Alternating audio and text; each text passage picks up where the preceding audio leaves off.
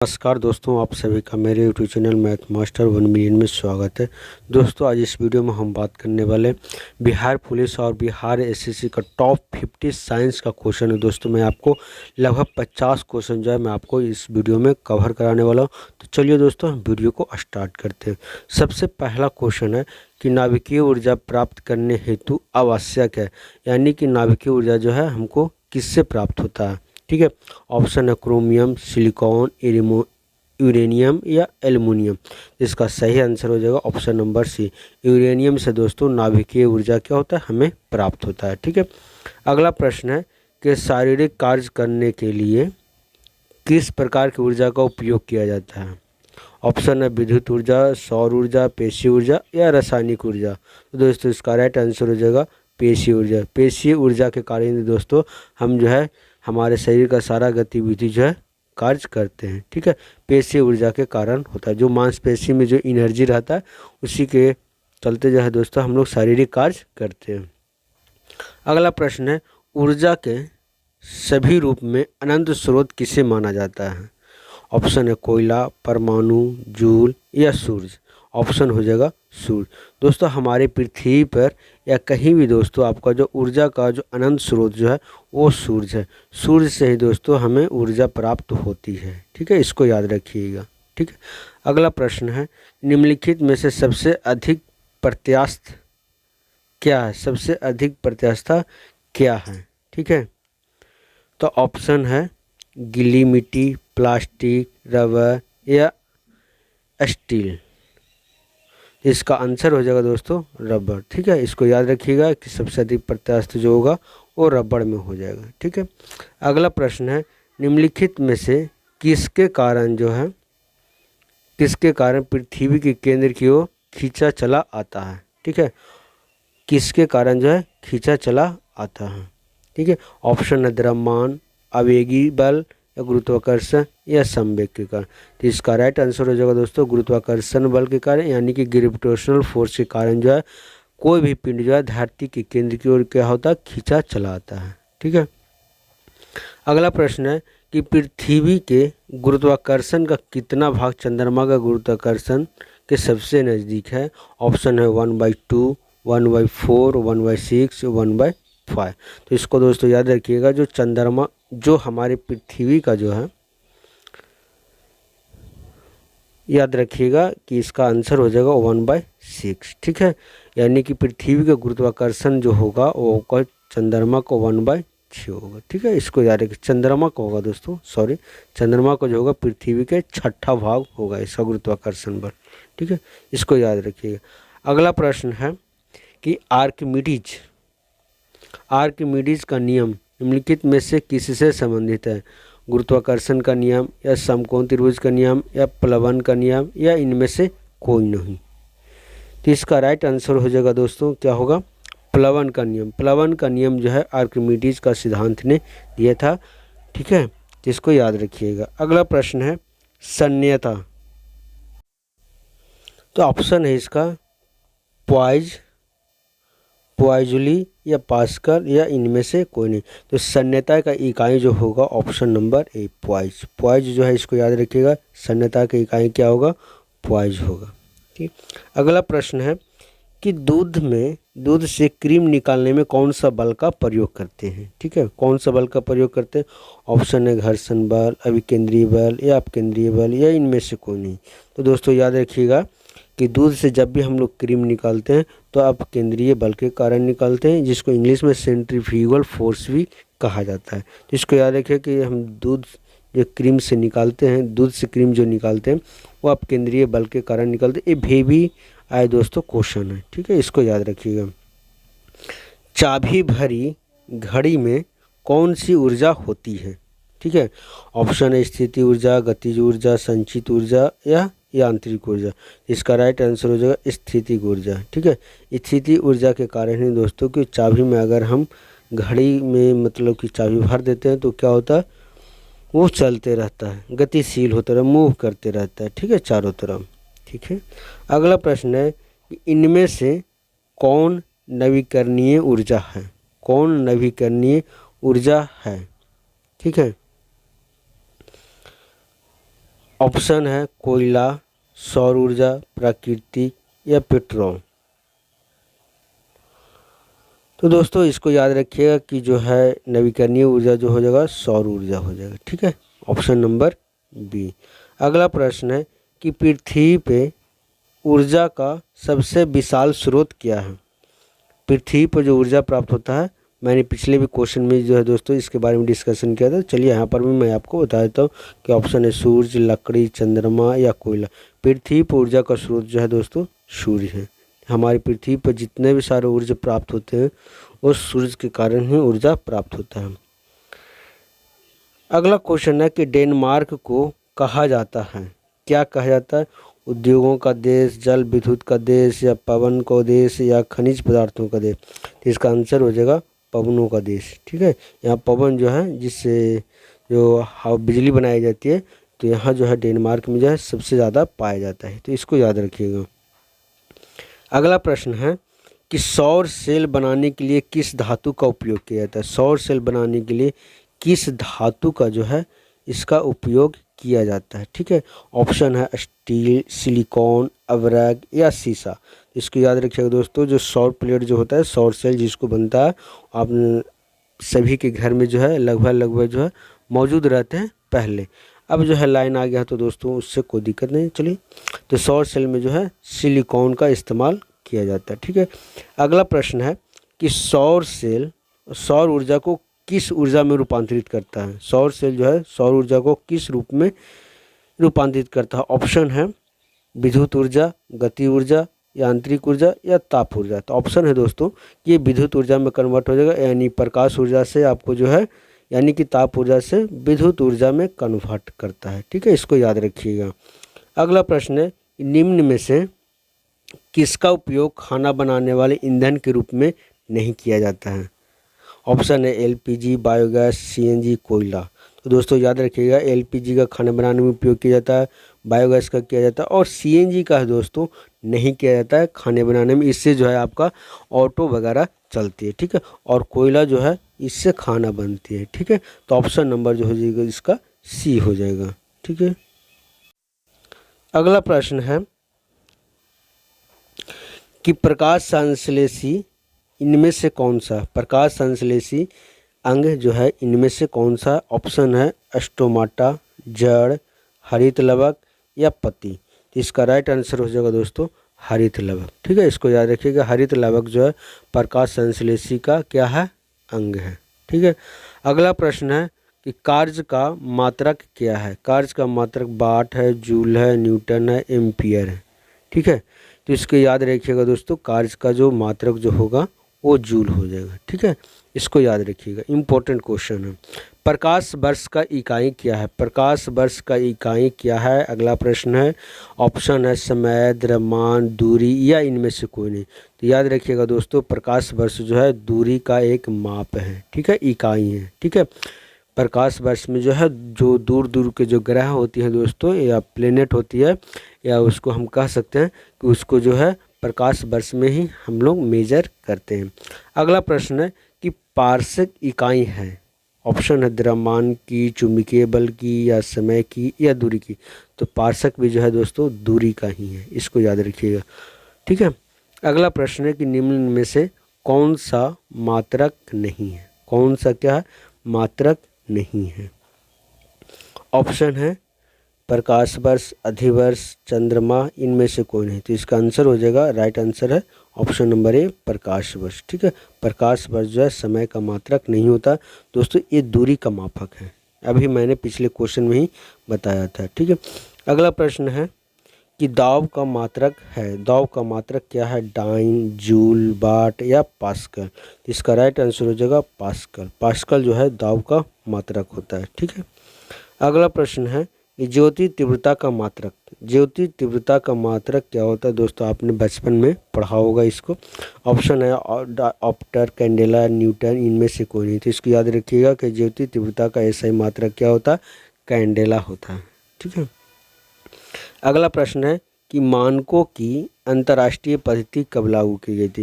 दोस्तों हम बात करेंगे कि साइंस में जो है अंतर्राष्ट्रीय मात्रक जो दिया जाता है इंटरनेशनल लेवल पे, मतलब कि SI यूनिट जो होता है जिसको हम कहते हैं, तो ये कब लागू किया गया था। ऑप्शन है 1965, 71, 1991, 85। तो इसका राइट आंसर हो जाएगा दोस्तों 1971। ठीक है, इसको याद रखिएगा। अगला प्रश्न है कि खाद्य को हम किस इकाई में माप सकते हैं। खाद्य ऊर्जा को हम किस इकाई में मापते हैं।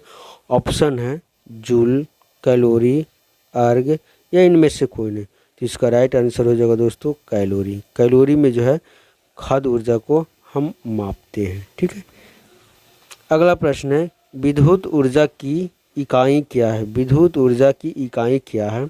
ऑप्शन है ओम, वोल्ट, एम्पियर या वाट। तो विद्युत जो मापते हैं हम लोग, ठीक है, मात्रा जो है एम्पियर है, इसको याद रखिएगा। ठीक है, और वाट जो होता है आपका, ठीक है। अगला प्रश्न है निम्नलिखित में से SI पद्धति में लेंस की शक्ति की इकाई क्या है। लेंस की शक्ति जो है हम लोग क्या मापते हैं। ऑप्शन है वाट, ऑप्टर, डायोप्टर, न्यूटन। तो इसको याद रखिएगा डायोप्टर। डायोप्टर को जो है दोस्तों लेंस में हम लोग इसका इकाई में मापते हैं, कैपिटल D से डिनोट करते हैं। और ये जो है दोस्तों हमेशा क्या होता है पॉजिटिव होता है, यानी कि धनात्मक होता है। ठीक है, इसको याद रखिएगा। अगला प्रश्न है एम्पियर क्या नापने की इकाई है। एम्पियर क्या नापने की इकाई है। ऑप्शन है करंट, प्रतिरोध, पावर या वोल्टेज। ठीक है, तो इसको याद रखिएगा। एम्पियर जो हम लोग मापते हैं वो करंट, किसी भी विद्युत परिपथ में जो है एम्पियर का प्रयोग करंट नापने में, मेजर करने में किया जाता है। ठीक है, अगला प्रश्न है कि निम्नलिखित में से कौन सा वेक्टर क्वांटिटी यानी कि वेक्टर मात्रा है। ठीक है, ऑप्शन ऊर्जा, तापमान, बल या चाल। तो इसका हो जाएगा दोस्तों राइट आंसर बल। जो बल को हम लोग क्या करते हैं वेक्टर क्वांटिटी, जिसको हिंदी में सदिश राशि भी कहते हैं। ठीक है, अगला प्रश्न है इनमें से कौन सी सदिश राशि नहीं है। दोस्तों पिछले क्वेश्चन में भी यही था कि कौन सा सदिश राशि नहीं है। ऑप्शन वेग, संवेग, द्रव्यमान या कोणीय वेग। तो इसको याद रखिएगा द्रव्यमान। द्रव्यमान क्या है एक सदिश राशि नहीं है दोस्तों, ये अदिश राशि है। ठीक है, अगला प्रश्न है अदिश राशि है कौन है। अदिश राशि कौन है। ऑप्शन है बल, आघूर्ण, ऊर्जा, संवेग या सभी। इसको याद रखिएगा ऊर्जा क्या है एक अदिश राशि है, जिसका कोई न तो माप है और न कोई डायरेक्शन है। ठीक है, तो उसको क्या कहेंगे अदिश राशि कहेंगे। ठीक है, अगला प्रश्न है कि कौन सी सदिश राशि है। ऑप्शन है दाब, ऊर्जा, संवेग, कार्य। ठीक है, तो दोस्तों इसको याद रखिएगा कि संवेग जो है एक सदिश राशि है, दाब भी जो है आपका अदिश है, ऊर्जा अदिश है, कार्य भी क्या है एक अदिश राशि है। अगला प्रश्न है कि पदार्थ का संवेग और वेग के अनुपात को कौन सी भौतिक राशि प्राप्त की जा सकती है। ठीक है, ऑप्शन है वेग, द्रव्यमान, कोणीय वेग, त्वरण। इसका राइट आंसर हो जाएगा दोस्तों। ठीक है, संवेग और वेग जो होता है आप यहाँ पर देख सकते हैं कि P बराबर जो है mv होता है। ठीक है, तो आप जो है यहाँ संवेग और वेग का अनुपात क्या कहलाएगा, यानी कि P/v बराबर क्या हो जाएगा m हो जाएगा। तो इसका राइट आंसर क्या हो जाएगा दोस्तों द्रव्यमान। ठीक है, इसको याद रखिएगा। अगला प्रश्न है कि रॉकेट किस सिद्धांत पर कार्य करता है। रॉकेट जो है किस सिद्धांत पर काम करता है। ऑप्शन है ऊर्जा संरक्षण, बर्नौली प्रमेय, संवेग संरक्षण, इनमें से कोई नहीं। इसका राइट आंसर हो जाएगा ऊर्जा संरक्षण। रॉकेट जो है ऊर्जा संरक्षण के सिद्धांत पर क्या करता है काम करता है। ठीक है, अगला प्रश्न है कि गुरुत्वाकर्षण के सार्वभौमिक नियम का प्रतिपादन किसने किया था। ऑप्शन है गैलीलियो, न्यूटन, कोपरनिकस, इनमें से कोई नहीं। दोस्तों याद रखिएगा गुरुत्वाकर्षण का सार्वभौमिक नियम जो दिया था वो न्यूटन ने दिया था। गैलीलियो जो है माइक्रोस्कोप का और कोपरनिकस जो है सौर ग्रह का, जितने भी सौर मंडल का जो है इसका सिद्धांत दिए थे। ठीक है, अगला प्रश्न है कि पास्कल इकाई है। पास्कल किसका इकाई है। ऑप्शन है दाब की, वर्षा की, आर्द्रता की, तापमान की। इसका राइट आंसर हो जाएगा दाब की। दाब को जो है हम लोग पास्कल में क्या करते हैं मेजर करते हैं। ठीक है, अगला प्रश्न है कि क्यूसेक क्यूसेक से क्या मापा जाता है? जल की बहाव, जल की गहराई, जल की मात्रा या जल की शुद्धता। इसको याद रखिएगा दोस्तों कि क्यूसेक जो मापा जाता है वो जल का बहाव को मापा जाता है क्यूसेक से। ठीक है, वेरी वेरी इंपॉर्टेंट क्वेश्चन है दोस्तों। अगला प्रश्न है कि चाबी भरी घड़ी में कौन सी ऊर्जा? तो दोस्तों रिपीट क्वेश्चन है, इसका आंसर हो जाएगा स्थितीय ऊर्जा। ठीक है, अगला प्रश्न है कि सूर्य की ऊर्जा जो है उत्पन्न होती है, सूर्य की ऊर्जा जो है उत्पन्न होती है किससे होती है? ठीक है, तो ऑप्शन है ऑक्सीकरण द्वारा, नाभिकीय विखंडन के द्वारा, आयनन द्वारा या नाभिकीय संलयन के द्वारा। तो इसको याद रखिएगा दोस्तों कि नाभिकीय संलयन के द्वारा जो है सूर्य की ऊर्जा जो है उत्पन्न होती है। और नाभिकीय विखंडन पर जो है दोस्तों परमाणु बम यानी कि एटम बम जो है काम करती है, इसको याद रखिए। अगला प्रश्न है कि वायुमंडल में बादलों के तैरने का क्या कारण है? बादलों के तैरने का क्या कारण है? ठीक है, तो अगला है इसका ऑप्शन है दाब, घनत्व, ताप और वेग। तो दोस्तों बता दें हम कि डेंसिटी के कारण जो है वायुमंडल में जो है बादल जो है तैरते रहते हैं। और दोस्तों याद रखिएगा कि वर्षा कब होता है? तो कंडेंसेशन यानी कि आपको जो है संघनन की प्रक्रिया के द्वारा जो है वर्षा होती है। इसको याद रखिएगा, वेरी वेरी इंपॉर्टेंट क्वेश्चन है।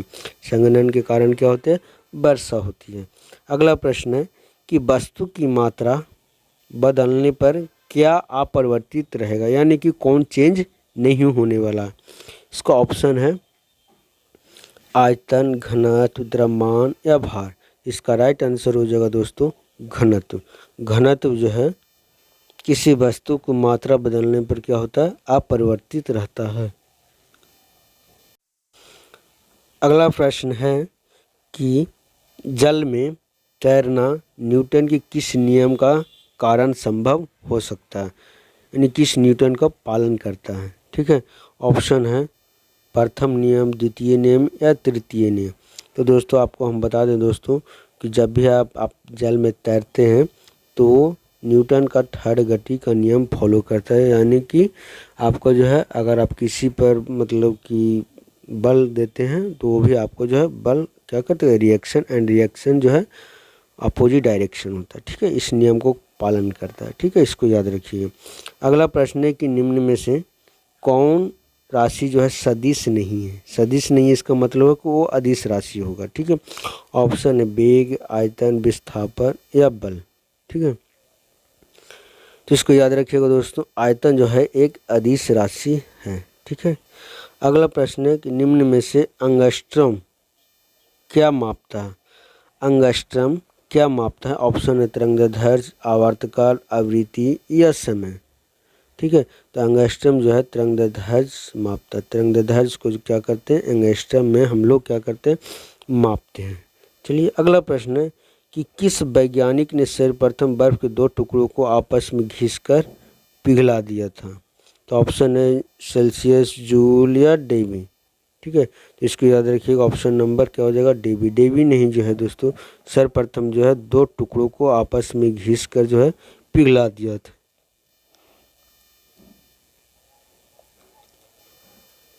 अगला प्रश्न है ऊष्मा एक प्रकार की ऊर्जा है जिसे कार्य में बदला जा सकता है। इसका प्रत्यक्ष प्रमाण सबसे पहले किसने दिया था? ऑप्शन है सेल्सियस, डेवी, जूल या रामफोर्ड। तो इसको आंसर जो हो जाएगा रामफोर्ड।